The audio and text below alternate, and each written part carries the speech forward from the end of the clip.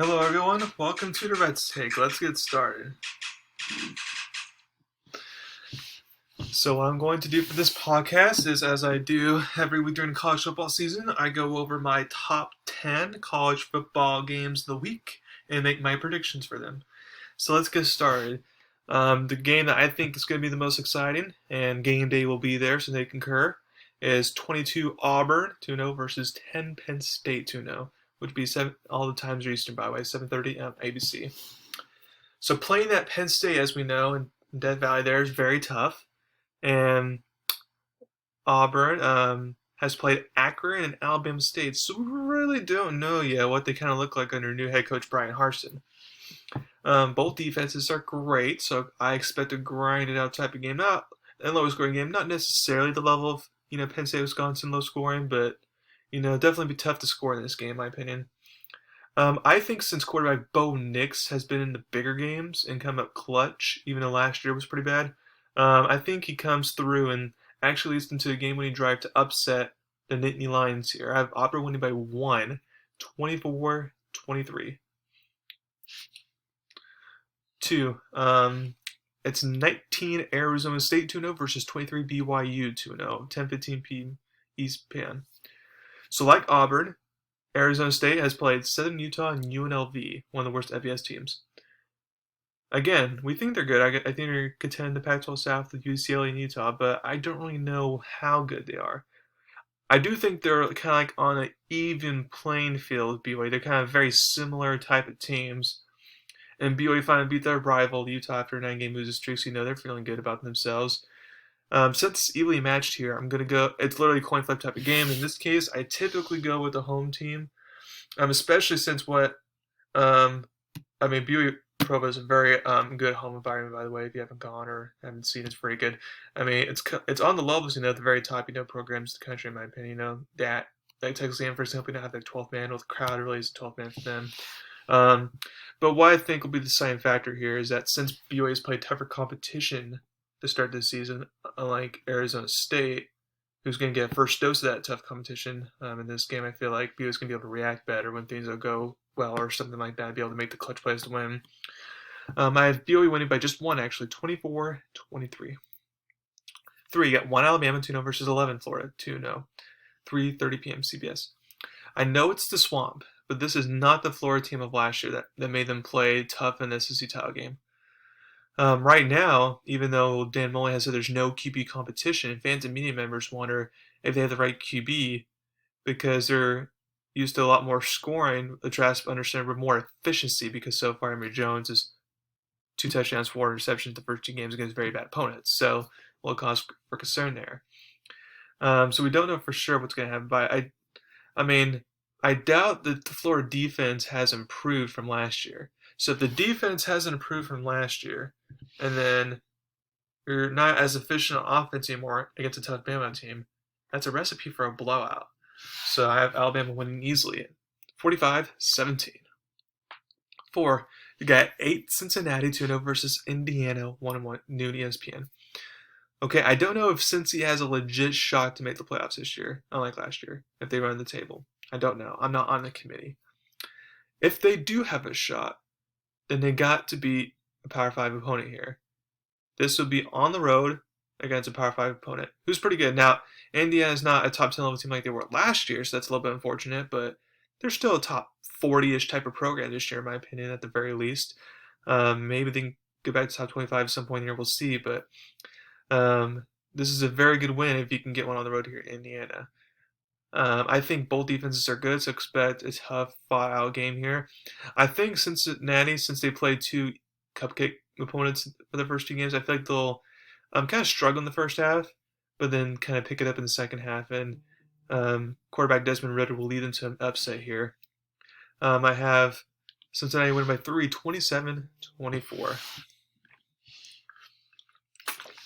5, I have Virginia 2-0 versus 21 North Carolina 1-1, 7:30 ACC Network. Virginia beat UNC last year, so this could be an upset alert here. As we saw in Week 1, mobile QBs like Virginia Tech gave the Tar Heels fits, and Virginia definitely has a mobile QB in Armstrong. He's like a poor man's Taysom Hill, if you will, which Bronco Manel had Taysom Hill. Um, I think since USC is at home this time, and they know they can't fall down 1-2 to begin the season, otherwise that'll kind of ruin their season if it's not ruined already. Um, I feel like they will make the necessary plays and survive at home, but it won't be easy. I have UNC winning by 4, 27-23. 6, I got 15 Virginia Tech 2-0 versus West Virginia 1-1, new at FS1. So since West Virginia lost to Maryland in week 1, a lot of people have already written them off for being relevant. Which if you want to, that's fine, but this game is in West Virginia, and their run defense is good, which we know Virginia Tech loves to run the ball, so it's kind of interesting, okay, which one gives there. I think, and for some reason, West Virginia is favored. Now, I think the Hokies will win in the end, but it'll be barely. I have them winning 23-21. 7, you have Michigan State 2-0 versus 24 Miami 1-1, new in ABC. So I have no idea why Miami's favored in this game. Bama blew them out, and when they faced a G5 team at home this past week in Appalachia State, even though Appalachia State's a top 10 G5 football program, so not disrespecting them per se, but they had to convert a winning field goal to win that game. So Michigan State is way better than App State. I forgot who they played last week, but it was the easy opponent. But in the week 1, they just obliterated Northwestern, who was in the Big Ten championship game last year. Obliterated them, rushed for so many yards. So I feel like they're going to be able to rush up and down against Miami.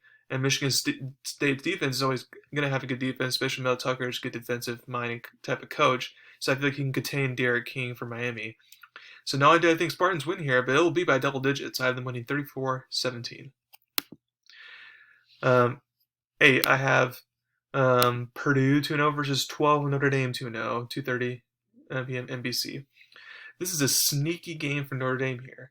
So Notre Dame has struggled on defense so far this season against, beating Florida State barely, which is, it looks like Florida State's not that good of a team like we thought they were going to be after that game. And then Toledo. Again, respectable G5 program, but Toledo by 3 points. In South Bend. So they face a ranked Wisconsin team next week. So they could easily be kind of looking ahead to that big game. And then Purdue can take advantage of that, sneak and get the upset. I think this will be a close game, but once again, I feel like Notre Dame on offense will just make the clutch plays in the fourth once again to survive this game. I have them winning 31-24. 9, you got Oklahoma State 2-0 versus Boise State 1-1, 9 p.m. FS1. This is an underrated, interesting game in my opinion. Oklahoma State is 2-0, but they beat Missouri State and Tulsa by just only 1 possession each. So not very, stout, not very, good as they were last year from the looks of it. So if they're they're like not playing well once again, the Boise State's type team, they can easily take advantage of that. And since it's in Boise with elevation and great offense, I feel like they will control the whole game here, and they should whip if somehow, some way, Oklahoma State will find a way to get the win and survive going to conference play. I have them winning 26-24. And then last but not least, I have 10. My last game, I have Utah 1-1 versus San Diego State 2-0, 7 p.m. CBS Sports Network. So I still think Utah, despite the loss to BYU, I still think they're a Pac-12, contender. Maybe not to necessarily win the Pac-12. Maybe Oregon just be too much for them, like they've shown in the past in the Pac-12 championship game. But they can contend with UCLA or Arizona State, try to at least get to the Pac-12 championship game. So I don't think it's a already done season for them per se. But San Diego State this year, they're always been a tough G5 opponent. They're consistently top 15 defense in the college football, but they just literally destroyed Arizona on the road by 28 points. Who Arizona played BYU tough on a neutral field and lost only by 8, and then who Utah lost to BYU. So San Diego State made this very interesting, and it should be. So I think winning him will have his team ready to redeem themselves. It'll be a tough game. I don't expect it to be a cakewalk. I feel like Utah needs like a defensive, score a touchdown to kind of make it. The score seems a little bit more than it actually is. I have them winning 31-17, but the game would feel like it's a lot closer than that. And now for my 3 Vegas college football lines that I disagree with. Now again, remember, if you bet, it's on you, not me. Don't blame me if you bet on what I have to say here. So I feel like the 3 lines I disagree with, and remember, I only do games of importance because there's a lot of different lines I disagree with from Vegas, but this is like more the important, noticeable type of games. The line I disagree with 1 is the Alabama-Florida line. So Alabama's favored by 15.5. Again, like I said earlier, just recently, quarterback not as good as Trask. Defense most likely still has improved from last year. So therefore, I know this is Um, Alabama's first true, because there's neutral against Miami, so this is his first true road start. But still, Alabama should win this one easily. They will cover. And then the Michigan State Miami game, you already know what I said about that. Michigan State will run the ball against Miami. Miami will have a trouble on offense if they can barely beat App State and get creamed by Alabama. I just don't think they're on Michigan. I just don't think they're on that level right now. And they're favored by 6.5. So even if Michigan State for sure loses, but barely loses, you got to take the points here for Michigan State. I don't even get why Miami's favored by that much. That's such a steal. No. And then last but not least, Stanford versus Vanderbilt. Now I know that's not a sexy game by any means, and not an important game by any means. But I'm flabbergasted that the line is only 11 here for Stanford. I know this game's in Tennessee. I'm at Vanderbilt, but Vanderbilt lost by 20 to East Tennessee State at the beginning of the year, and then beat Colorado State barely, who Colorado State then lost to South Dakota State by a lot to open the season. So Stanford with their new quarterback and the fact they just blew out USC on the road and got Clay Helton fired, you definitely take the points here because Stanford should easily blow out Vanderbilt here despite being on the road. So thank you very much for listening to my podcast today. Please subscribe to my channel and show about me. Thank you very much. Have a wonderful day.